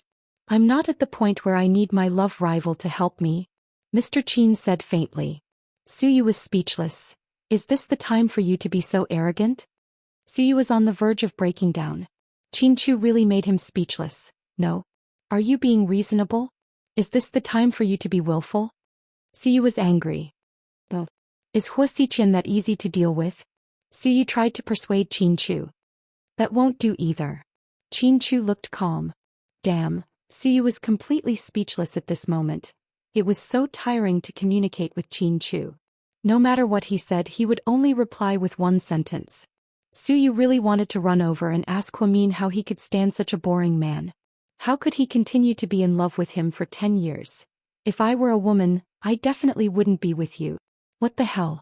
Suyu accused Chin-Chu angrily. Mr. Chin replied with a serious expression. If you were a woman, I wouldn't want you either. Why? Because you're too ugly, Chin-Chu said. Suyu was speechless. Can't we have a pleasant conversation? Do you want to fight? Suyu was angry and amused. It's settled then. Go pick them up at South Hill Manor at 6 p.m. Chin-Chu looked down at his watch. Just Mion and the kids. Suyu confirmed. Yes. What about Qin Ning and your parents? Ning Ning will be taken care of by Tang Chuan. I'll send someone to take care of my parents, but I don't think Hua Xiqian will care about my parents. I'm worried about the kids and Mion. That's true. Alright, it's settled then. After that, Suyu got up and walked out. Thank you. Chin-Chu thanked Suyu even though it was very cold and stiff. No need. I'm not doing this for you, Suyu said without turning his head. When he reached the door, Suyu paused and whispered, be careful. He knew that the battle between Chin-Chu and Hua Xiqian would happen sooner or later. Hua Xiqian had been plotting for years to take Huamin away from Chin-Chu. How could Chin-Chu, who loved his wife so much, allow such a thing to happen? Both men had high IQs and were influential figures. Such a battle would probably be earth-shattering, right? That was what Suyu thought. However, he didn't expect Hua Xiqian to be such an unpredictable person. An hour later, Chin-Chu thought Huamin was about to wake up. He called her again and wanted to tell her about going to Suyu's house tonight. Unfortunately, she still didn't pick up his call or reply to his WeChat message. Chin-Chu had a bad feeling about this, so he didn't call home this time. Instead, he turned on his computer and pulled up the real-time surveillance footage. He found the master bedroom and turned it on. As expected, he saw Huamin sleeping on the bed. She was wearing her favorite light pink nightgown. Her shoulder-length hair was black and thick. Even though she had given birth twice and was pregnant with her second child, her body was still as slender as a young girl's. Chin-Chu's gaze softened. Just as he was about to turn off the video, his hand froze. Suddenly his hand paused, and he stared at the screen for more than 10 seconds. That person isn't Mion. After Chin-Chu said this, his face turned pale. Chapter 29-26. When he realized this, Chin-Chu broke out in a cold sweat for the first time. He regretted that he didn't observe the situation more carefully earlier. When he asked Pudding to check on Hua-Mion's room, Pudding said that Hua-Mion was sleeping. Hua-Min's back was facing the door, which meant that Hua-Min was sleeping on the left side. Chin-Chu turned on the surveillance camera and found that Hua-Mion was still sleeping on the left side. This was definitely abnormal. Although it was only a small detail, Chin-Chu knew that it was a big deal. Hua-Min was a medical student and cared a lot about his health. It was the most basic knowledge of medicine. Sleeping on the left side was not a healthy position because most people's hearts were on the left side. Sleeping on the left side would put pressure on the heart. Therefore, Hua-Min spent most of his time lying on his back or on the right side. Even if he changed his position and slept on the left side, it wouldn't last long. However, it had been a long time since he called Pudding, but the person on the bed was still in the same position. This could only mean two things. First, she wasn't Hua-Min. Second, she was hiding her identity by turning her back to the door. She didn't want her family to find out, and she also turned her back to the surveillance camera so that Chin-Chu wouldn't find out. 10 seconds later, Chin-Chu jumped up, kicked open the office door and ran out. "President Chin, where are you going?" Yang was also worried when he saw how panicked the president was. After all, he had been working for the president for so long and had never seen him so anxious. Chin-Chu didn't have time to go to the underground parking lot. He drove a domestic Volkswagen that belonged to an unknown employee and sped all the way. It was rush hour and he was stuck in a traffic jam. Chin-Chu honked furiously and called Hua-Min, but he still didn't pick up.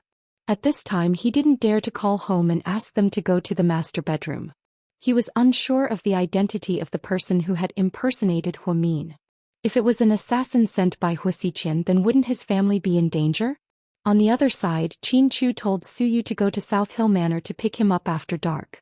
However, Suyu could not wait for the sky to turn dark. If Chin-Chu really wanted to deal with Hua-Siqian tonight, he would not be able to do it. In that case, South Hill Manor would definitely be very dangerous. Therefore, he and drove a limited edition Rolls-Royce to pick up the children and Hua-Min. South Hill Manor, the nanny opened the door for Suyu. When he walked in, the twins who were playing in the living room jumped up happily. "Whoa, it's handsome Sue." Little Bean's eyes widened. "Handsome Sue, why are you here?" Pudding asked calmly. "I'm here to bring you guys to my house." "Where's your mommy?" "Mommy is sleeping upstairs," Little Bean said. "What kind of sleep is she sleeping? What time is it? Go and wake her up." Suyu smiled. "Suyu, what do you mean?"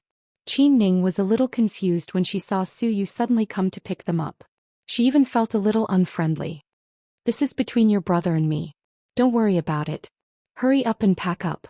Go and find Tang Chuan." Suyu waved his hand. "What's going on?" "My brother also asked me to find Tang Chuan." "What's going on?" Qin Ning did not seem to know. "Don't ask what you shouldn't ask. It must be for your own good. Hurry up and go if you don't want your brother to be distracted," Suyu said.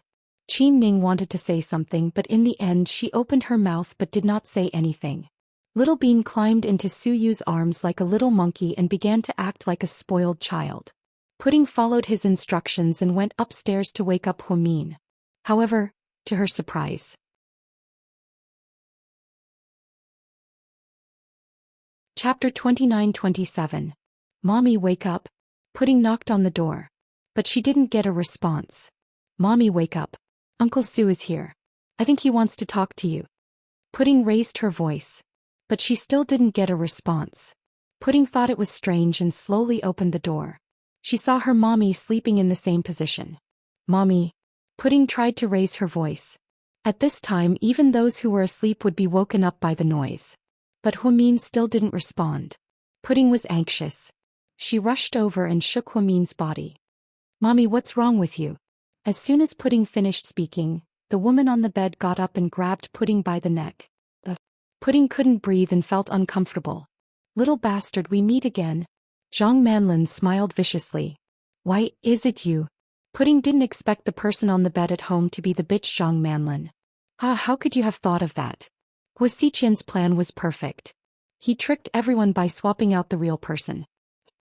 Let go of me. Let go of you? Is that possible? I'm counting on you to leave South Hill Manor safely. Zhang Manlin smiled viciously. My mommy, where is she? Pudding realized that her mommy might have disappeared a long time ago. When her daddy called, she might have seen Zhang Manlin. Your mommy is done for this time. You'll never see her again. What did you do to her? You evil woman. Pudding glared at Zhang Manlin, wanting to eat her up. I can't decide whether your mommy lives or dies. You'll have to ask Hua Xiqian. Bitch, I'll kill you. Pudding suddenly struggled with all her strength and reached out to grab Zhang Manlin's neck. Zhang Manlin didn't expect the kid to be this strong. Her neck was scratched and bled. She shoved Pudding to the ground, knocking the porcelain vase off the table behind her. The vase fell to the ground and shattered into pieces with a loud crack. Siyu was playing with Little Bean downstairs. Hearing that something was wrong, he immediately rushed upstairs. This was the scene he saw when he came up. Zhang Manlin held a sharp dagger against Pudding's neck. She grabbed Pudding by the collar as if she was grabbing a chick, showing no mercy. Zhang Manlin, why are you here? Siyu asked in surprise. Handsome Su, she works for Hua Xiqian. She replaced Mommy with Hua Xiqian. Mommy is in Hua Xiqian's hands now. Hurry and tell Daddy to save her. Pudding's logical thinking was very clear. Even at such a critical moment, she was still able to concisely and completely narrate the whole thing. After hearing what she said, Su Yu's expression changed drastically. Zhang Manlin, where's Hua Min? Su Yu clenched his fists. He wanted to tear Zhang Manlin into pieces to vent his anger. How would I know? She was taken away by Hua Xiqian a few hours ago. I'm just following Hua Xiqian's orders and pretending to be Hua Min. What did you say? Su Yu's expression became more and more unsightly. A few hours ago she was already in Hua Xiqian's hands? Didn't that mean? He didn't dare to think further. Handsome Su, kill this woman. Don't let her walk out of here alive. Don't worry about me. Pudding looked at Su Yu calmly and said word by word.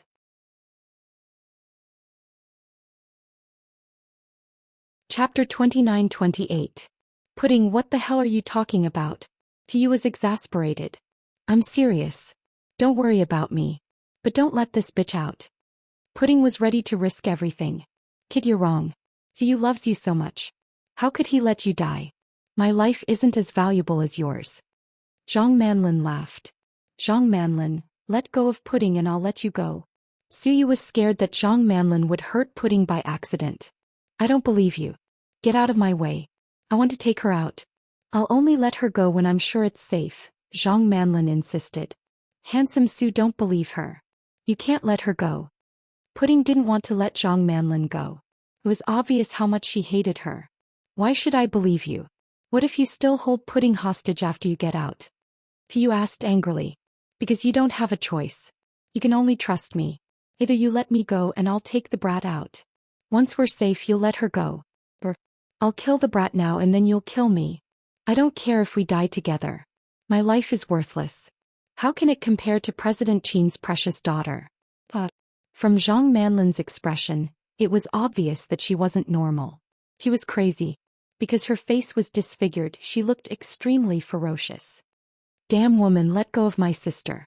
My daddy won't let you go. Pudding was also anxious. She pointed at Zhang Manlin and cursed. Your daddy? He can't even protect himself. How can he deal with me? Siyu, what should we do? Qin Ning was also out of ideas. The two elders of the Qin family were so scared that they were about to have a heart attack. They were taken to a room to rest. In the living room, only Pudding, Qin Ning and Siyu were there. Then Zhang Manlin held Pudding hostage with a dagger. The scene was extremely frightening. What? Do you still want to think about it? Zhang Manlin saw that Su Yu wasn't willing to let her go. Anxious, he exerted some force on the dagger. She felt a sharp pain, but Pudding didn't make a sound. Because she knew that Su Yu was already anxious enough. If she cried because of the pain, Su Yu would be even more anxious. But there were already bloodstains on Whitey's neck. Little bastard, you've got guts. You didn't say anything. Zhang Manlin lowered her head and smiled sinisterly. Bitch Zhang, fuck your ancestors. If you dare to hurt my sister, I'll kill your whole family. Do you believe me? Little Bean had never been so violent before. Although she often quarreled with her sister, their relationship as sisters was actually very good. Last time they were kidnapped by He Yongjun and Shinjiani. Little Bean was injured and risked her life to fight the two criminals to give her sister an injection. Therefore, when Little Bean saw Zhang Manlin threaten her sister with a knife, her heart raced. I just like to see you hate me but can't kill me. Zhang Manlin was extremely arrogant. Handsome Su, listen to me. You can't let this woman go. She's an untrustworthy person. Once she gets out, she won't let me go. Pudding calmly tried to persuade Suyu. Pudding. No, I can't watch you like this. Suyu felt a dull pain in his heart. It was a very difficult choice. Suyu, don't be a sissy. I'll count to 3. If you don't let me go, I'll kill this little girl right here, Zhang Manlin threatened.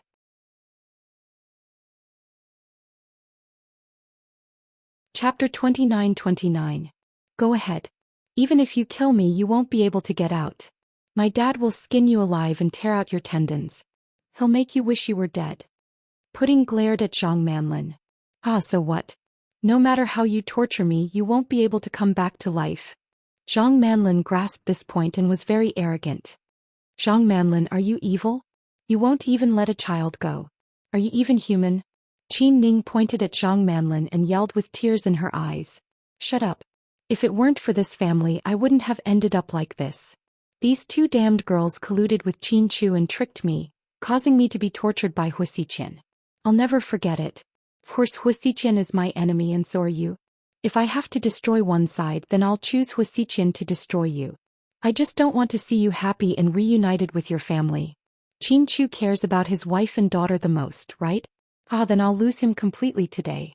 Hu Min is already in Hu Xiqian's hands. If this little brat dies in my hands, then my wish will be fulfilled. So, Suyu, it doesn't matter if you let me go or not. It's enough for me to die with this little girl. Zhang Manlin was provoking Suyu with her words. Suyu's expression changed again and again. He didn't know what to do. He couldn't risk Pudding's life. Something really happened to Pudding, Hu Min would never forgive him. He knew that. Handsome Su, don't be provoked by this woman's words. She's doing it on purpose. She's afraid of death. She just wants you to let her go, Pudding said. Just then a voice came from the living room door. Let go of my daughter. The voice was cold. Who else could it be but Mr. Qin? Big brother, you're finally back. What should we do? Sister-in-law is missing. Qin Ning cried when she saw Qin Chu.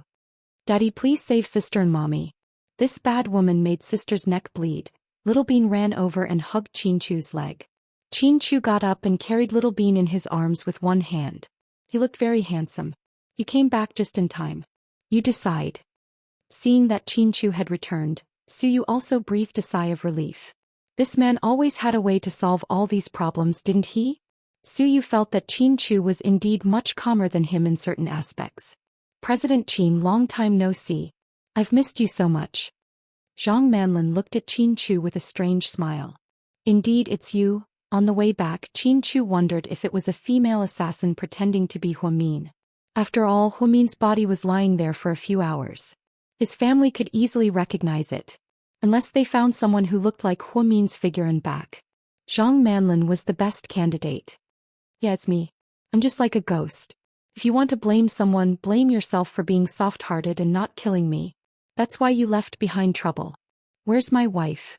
Qin Chu asked. Do you think I'll tell you? Zhang Manlin smiled viciously. Daddy, don't worry about me. Kill her and avenge mommy. This woman switched mommy. Pudding looked into Qin Chu's eyes and said. Let me go or I'll kill her right now. Zhang Manlin put more force into the knife. Blood oozed out of Pudding's neck. It was terrifying.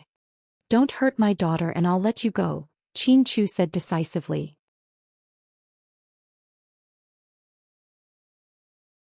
Chapter 29-30. Daddy. Pudding wanted to say something but Qin Chu gave her a look. She immediately understood what her daddy meant and didn't say anything else. Big brother, are we really going to let her go? What if she hurts Pudding again? Qin Ning asked worriedly. Let her go. Qin Chu was determined. Then the bodyguards behind him opened the door to the living room. Zhang Manlin looked around cautiously and then walked out with Pudding. When they passed by the swimming pool, Qin Chu coughed lightly. Pudding immediately used her head to slam into Zhang Manlin's stomach. She lost her balance and leaned back. The knife in her hand also lost its center of gravity and flew out. Behind them was the swimming pool. Pudding and Zhang Manlin both fell into the water. Qin Chu immediately put down Pudding in his arms. His first reaction was to jump into the pool and carry his daughter out. Then the bodyguards rushed up and grabbed Zhang Manlin. They pulled her out of the pool. "My brother is so cool," Qin Ning was excited. In their eyes, such a serious matter was solved by Qin Chu in less than 2 minutes. Most importantly, Qin Chu and Pudding had a tacit understanding. The father and daughter knew what to do with just one look. "Go and bandage Pudding's wound." Qin Chu handed Pudding to Suyu. "Sis, how are you? Does it hurt?" Pudding leaned over and cried. "I'm fine. Don't cry." Pudding comforted her sister gently. "Handsome Su, don't worry about me. Go find my mommy. We can't let Huasiqian take her away." Pudding didn't forget to remind Suyu. "Don't worry. Leave it to me and your daddy. Don't worry. Just bandage your wound." Suyu also felt bad for Pudding. She was still thinking about her mommy at a time like this. Qin Chu was wearing a black long-sleeved shirt with the sleeves rolled up to his elbows. He slowly walked over and saw Zhang Manlin in a sorry state. Don't waste your time. I'm not going to tell you where Huamin is. You'll never see her again," Zhang Manlin said viciously. Qin Chu picked up the dagger that Zhang Manlin had used before. Then he suddenly stabbed the knife into Zhang Manlin's waist. It wasn't a fatal spot, but the pain was unbearable. Unable to withstand the sudden pain, Zhang Manlin screamed in agony. At this moment she was even less courageous than Pudding, wailing like a ghost and howling like a wolf. "Don't worry, I won't ask you. I just want to avenge my daughter. That's all." With that, Qin Chu pulled out the dagger from Zhang Manlin's waist. Then he stabbed the other side. "Qin Chu, what kind of hero are you? How could you torture a woman like this?" Zhang Manlin cursed. "Heroes? I've never been one." With that, Qin Chu slowly grabbed the dagger and pulled it out again. Blood began to flow from both sides of Zhang Manlin's waist. Just when she thought it was all over, Qin Chu stabbed the dagger into the middle of her stomach again. "Very good. It's not fatal, but it'll hurt you forever." Qin Chu looked at his masterpiece with satisfaction. He was from medical school, so he knew the structure of the human body too well. This stab avoided all the vital parts. It wouldn't kill Zhang Manlin, but it would make her life worse than death. "Qin Chu, get what you deserve." Zhang Manlin cursed with difficulty.